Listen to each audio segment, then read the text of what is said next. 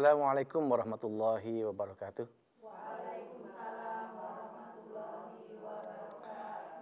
Bismillah, alhamdulillahil azizil jabbar, al-wahidil qahhar, alladzi wa'adal jannata lil abrar, allati tajri min tahtiha al-anhar, walladzi wa'adal jahima lil fujar, alladzina badalu ni'matallahi kufran wa ahallu qaumahum daral bawar, jahannama yaslawnaha wa bi'sal qarar. Salawatullah wa salamuhu ala nuril anwar wa sirril asrar wa tiryaqil aghyar wa miftahi babil yasar Sayyidina Muhammadil Mukhtar wa alihil adhar wa ashabihil akhyar wa tabi'ina lahum bi ihsanin ila yaumil mahda. Rabbi shrah li sadri wa yassir li amri wa halul 'uqdatam min lisani yafqahu qawli. Ibu-ibu, bapak-bapak, para pemirsa Cahaya Hati Antv dimanapun Anda berada. Hal yang penting kita lakukan pada setiap tarikan nafas kita adalah bersyukur kepada Allah Subhanahu wa Ta'ala. Bersyukur itu merupakan salah satu fasilitas yang dianugerahkan Allah kepada kita agar kita bisa menjadi hamba-hambanya yang selalu berikhtiar mendekat kepada Allah. Syukur dalam arti yang sebenar-benarnya syukur. Syukur itu termasuk tindakan yang sangat dipuji oleh Allah. Maka begitu pentingnya tindakan bersyukur itu sampai Allah sendiri menamakan dirinya dengan Asy-Syakur. Yang maha bersyukur juga.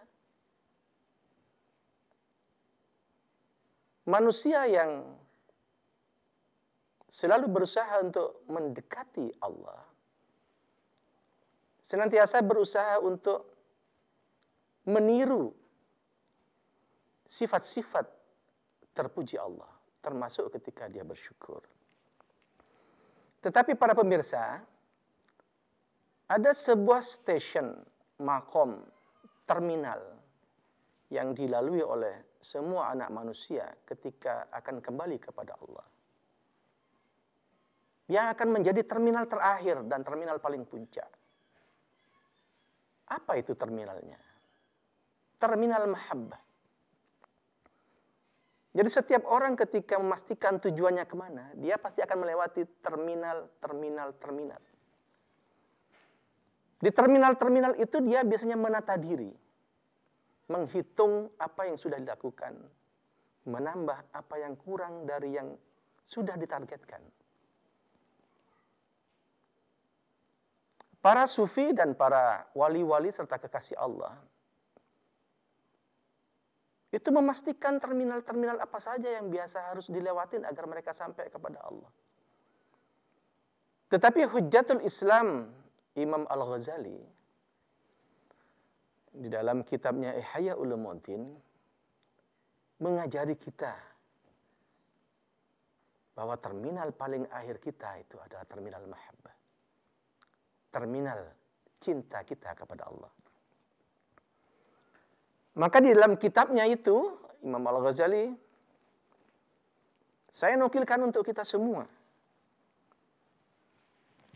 Fa innal mahabbata lillahi azza wa jalla hiyal ghayatul quswa minal maqamat wa dzarwatil ulya minad darajat. Fama ba'da idrakil mahabbah maqam illa wa huwa samratun min samariha.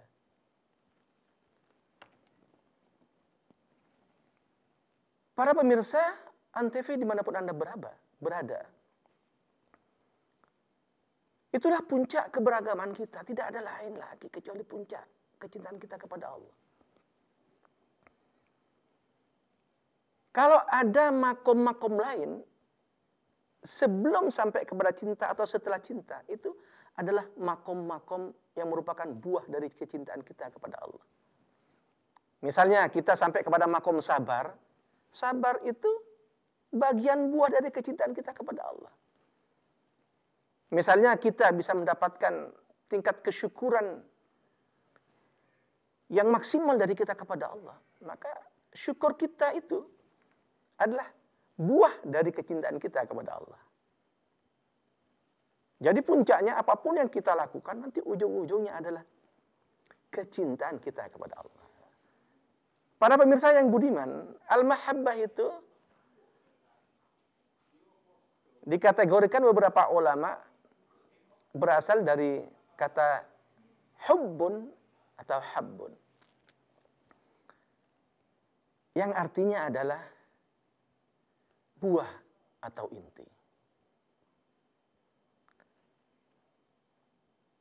Mirfali Udin dalam salah satu karyanya menyebutkan bahwa bahkan kata Allah itu berasal dari kata-kata walaha yalihu ilahan.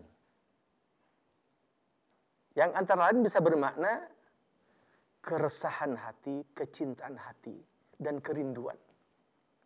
Lalu ditambah awalan dengan al, jadi Allah.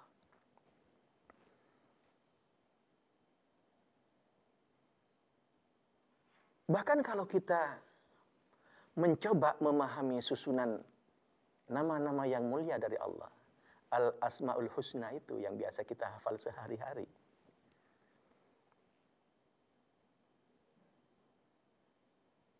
Nama yang paling sering bergabung dengan nama Allah itu adalah nama yang mengekspresikan cinta dan kasih sayang Tuhan kepada kita.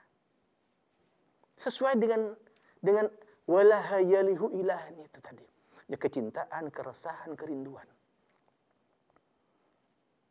Maka di dalam Al-Quran disebutkan Qulid Allah awil Rahman ayyamma tad'u falahul asma'ul husna. Kalau kalian mau menyebut Allah, nama Allah, silakan sebutkan atau dengan sebutan lain Ar-Rahman. Jadi kalau kita baca Al-Quran, buka Al-Quran dari awal sampai akhir, nama-nama turunan dari kasih itu Ar-Rahman, Ar-Rahman, Ar-Rahman. Itu banyak sekali, lebih banyak daripada nama-nama Allah yang lain. Maka kita akan mendapatkan Ar-Rahman. Ini bentuk kasih sayang. Ar-Rahim. Al-Wahhab. Al-Wahhab itu maha memberi anugerah. Ar-Razzaq, maha memberi rezeki. Ada juga sifat Allah yang biasa kita sebut At-Tawwab. Nah, At-Tawwab ini agak, dalam pandangan kita agak eksotis. Kenapa? Karena At-Tawwab itu tidak hanya dinisbatkan kepada Allah sebagai Al-Khaliq, tapi juga dinisbatkan kepada manusia sebagai makhluk. Coba di Al-Quran, kalau kita baca itu, innahu huwal wafurur rahim. Innahu huwat tawwabur rahim. Jadi Allah itu maha tawab. Tawab itu bisa berarti maha menerima taubat atau maha bertaubat. Jadi dua nisbah kepada khaliq, kepada makhluk. Contohnya untuk makhluk. Innallaha yuhibbut tawwabina wa yuhibbul mutatahhirin. Jadi orang-orang yang sering kembali kepada Allah, jadi kata-kata taba yatubu, bertaubat, taubat itu kan kembali. Jadi orang yang sering berulang kali pengen kembali kepada Allah, itu disebut dengan tawab juga. Allah tawabun, orang yang sering kembali, orang-orang sering kembali juga disebut at-tawwabun atau at-tawwabin. Para pemirsa sekalian, bahkan ada satu nama Allah yang juga dipakai oleh makhluk. Al-Mu'minu, Al-Mu'minu. Satu untuk khaliq, satu untuk makhluk. Al-Mu'minul Muhaiminul Azizul Jabbar. Al-Mu'min yang dinisbatkan kepada Allah itu artinya yang memberi rasa aman. Al-Mu'min yang dinisbatkan kepada kita manusia itu adalah orang yang percaya atau beriman. Para pemirsa, beberapa ulama lalu memberikan gambaran atau penjelasan bahwa manusia bila dia ingin mencapai derajat tertinggi dari kehidupannya, maka dia harus berakhlak seperti akhlaknya Allah. Takhallaqu bi akhlaqillah. Berakhlaklah seperti akhlaknya Allah. Nah, akhlaknya Allah itu antara lain terimplementasikan dalam 99 nama-nama Allah itu. Maka barang siapa yang ingin mendapatkan keberkahan hidupnya, mendapatkan kemudahan dalam hidupnya, salah satu jalan terpendek, tercepat, tergampang adalah apabila kita memanfaatkan nama-nama Allah itu untuk kepentingan kebaikan kita di dunia ini. Para pemirsa yang budiman, jangan kemana-mana setelah yang satu ini. Dengerin aku dulu, aku tuh gak cinta sama dia, aku cintanya sama kamu. Bukan itu. Kamu kenapa sih? Itu ada anak kecil nonton. Iklan layanan masyarakat ini dipersembahkan oleh Antv.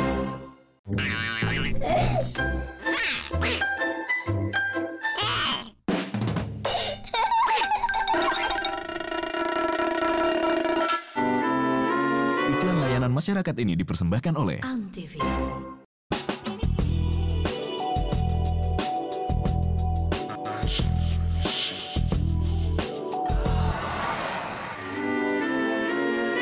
Iklan layanan masyarakat ini dipersembahkan oleh Antv.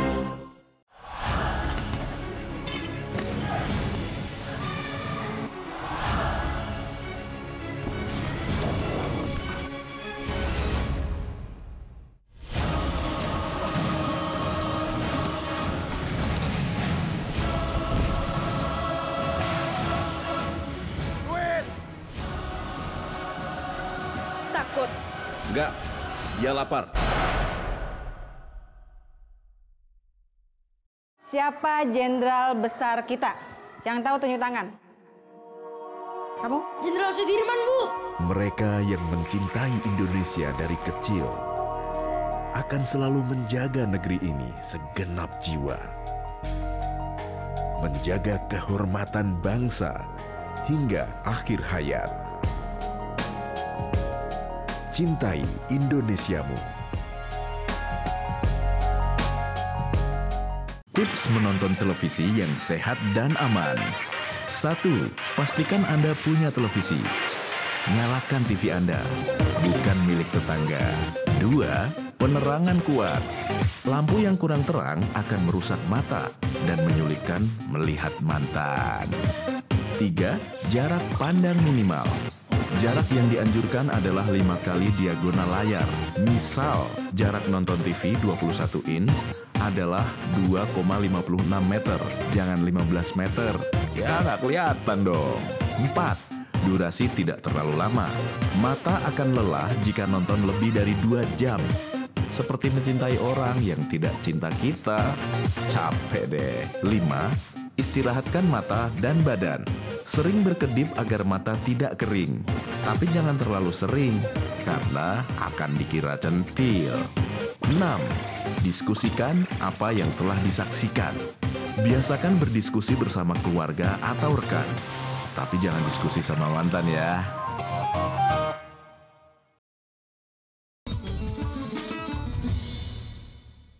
Alhamdulillah, kita masih di acara yang sama, Cahaya Hati. Para pemirsa Antv yang dirahmati Allah.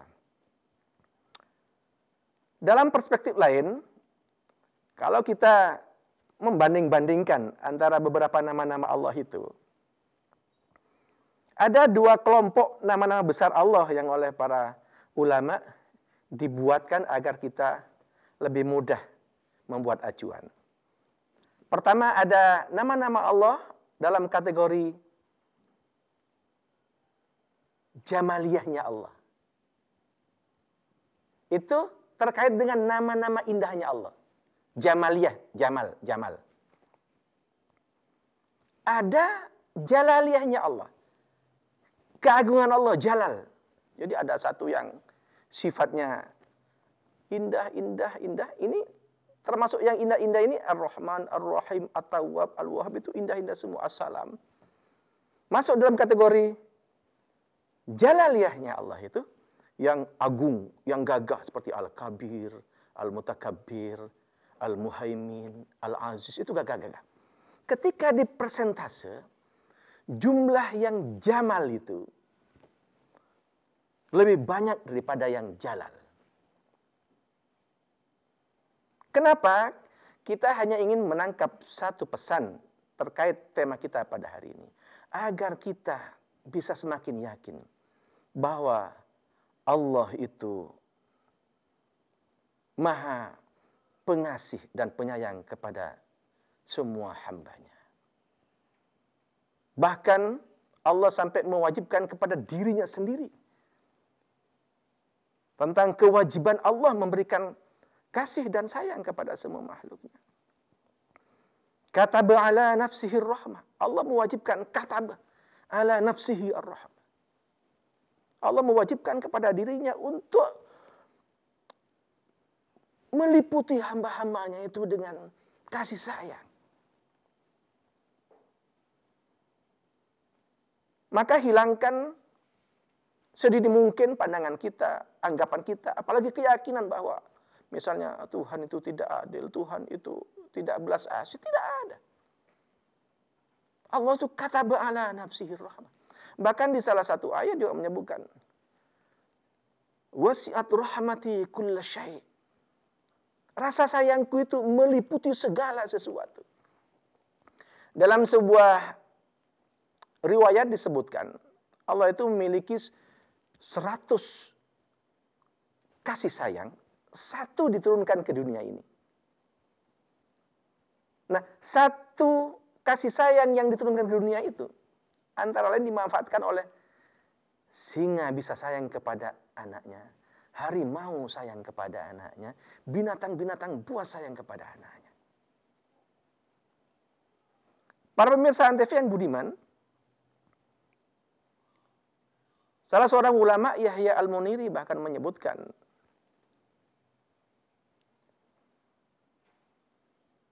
dalam sebuah firman-Nya Allah menjelaskan, pengen mencitrakan, menyampaikan kepada makhluk hidup bagaimana Allah sayang kepada para makhluknya itu.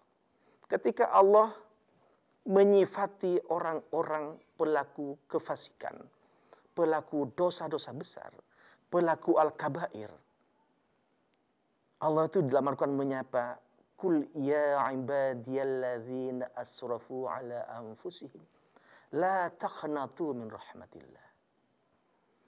Ketika Allah menyapa orang-orang hamba-hambanya pelaku dosa besar karena melampaui batas, menzalimi dirinya sendiri, Allah itu menyapa dengan sapaan yang lembut sekali. Kul ya ibadiyalladzina asrafu. Wahai hambaku, wahai hambaku, alladzina asrafu, yang berlebih-lebihan menzalimi dirinya sendiri, yang bermaksiat sudah melampaui batas, yang kejahatannya sudah tak terhitung, yang keburukannya memenuhi catatan-catatan langit dan bumi. Apa Allah marah kepada mereka? Tidak. Allah marah ya, tapi yang Allah tunjukkan adalah kasih sayangnya. Kemarahan Allah dalam bentuk kasih sayang dengan sapaan, ya ibadiyalladzina asrafu ala anfusihim. Wahai hamba-hambaku yang berlebih-lebihan menzalimi dirinya sendiri. La taqnatu min rahmatillah. Kalian jangan berputus asa dari rahmatnya Allah. Jadi menurut Yahya Al-Muniri di situ tidak disebutkan misalnya, wahai orang-orang yang sholat, wahai hambaku yang sholat, enggak. Wahai hambaku yang rajin beribadah, tidak. Wahai hambaku yang rajin mengeluarkan zakat dan infak, tidak. Tapi secara khusus bahkan, ya ibadiyah, duhai hambaku. Padahal kita tahu Allah itu bisa bersifat al-mutakabbir, yang maha mutakabbir, yang maha sombong, yang maha angkuh. Bisa saja Allah perintahkan kepada malaikat-malaikat azabnya untuk mengutus, menghabiskan orang-orang yang berlebih-lebihan dalam menzalimi dirinya. Tapi tidak. Allah menyapa sendiri. Wahai hamba-hambaku, kalian sudah berlebihan menzalimi diri kalian sendiri. Tapi saya ingatkan kalian, gak usah bersedih hati. Jangan terlalu berputus asa. Karena apa? Rahmati wasi'at kulla syai'. Rahmatku, kasih sayangku. Rahmat itu berasal dari kata-kata rahima yarhamu. Sayangku, kasihku meliputi segala sesuatu.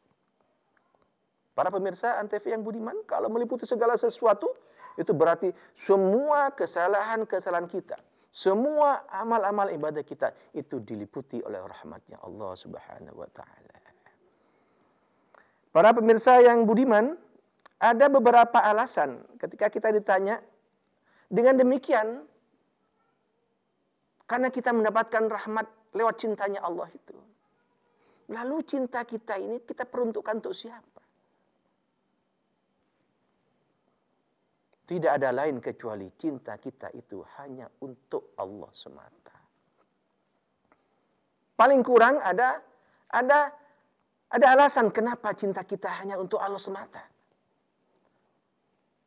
Misalnya satu, karena manusia itu cenderung mencintai dirinya sendiri.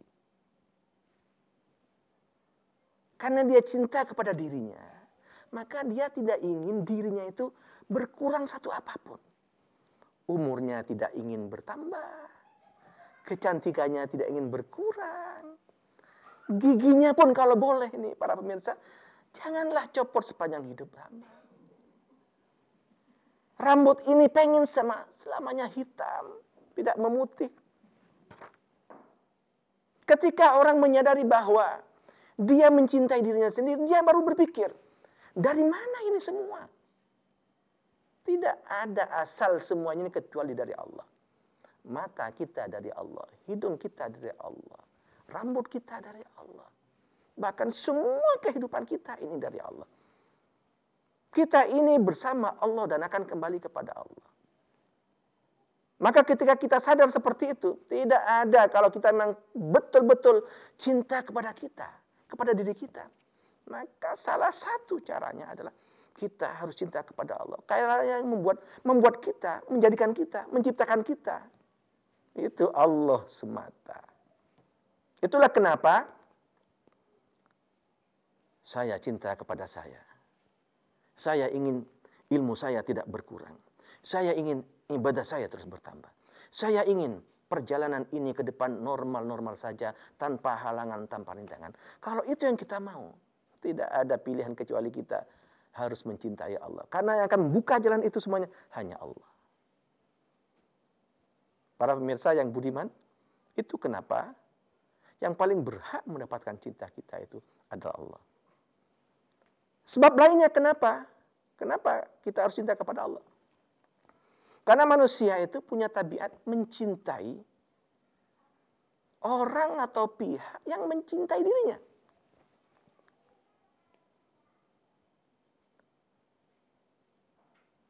Para pemirsa yang budiman, bapak-bapak tentu sangat mencintai istri-istri bapak-bapak. Dan ibu-ibu sangat mencintai suami-suami ibu-ibu. Karena pasangan-pasangan ini sudah sama-sama berbuat baik. Dan kebaikannya itu kita rasakan. Sekarang ayo kita bandingkan siapa di antara kita, bapak-bapak, ibu-ibu yang paling baik kepada kita. Kita apa Allah? Paling kurang ada dua alasan kenapa kita mencintai orang yang cinta kepada kita. Satu, kita berharap pahala dari kebaikan yang kita lakukan nanti di akhirat. Jelas itu. Kita menyayangi anak kita. Karena kita berharap agar anak-anak kita menjadi anak-anak yang soleh. Jelas, ada harapannya di balik itu. Kalau menurut Imam Ali, ini ibadahnya ibadah pedagang. kita jual, dia beli. Kita ibadah, kita berharap surga. Satu. Yang kedua, karena motivasi kita pengen mendapatkan penghargaan di dunia ini. Bisa saja kita mendapatkan pujian dari orang. Itu sangat maklum, sangat maklum. Siapa di antara kita yang tidak ingin dipuji? Wong pujian itu kadang-kadang membuat kita antusias untuk semakin baik. Kalau kita menerimanya dan menyikapinya secara proporsional. Tetapi kalau setiap apa yang kita lakukan kita berharap pujian, itu justru penyakit. Para pemirsa yang budiman, kebaikan Allah kepada kita itu tanpa alasan dua hal ini. Allah tentu tidak ingin masuk surga karena surga itu adalah ciptaannya. Dan Allah tidak butuh penghargaan dunia, puji-pujian karena Allah pemilik segala puji.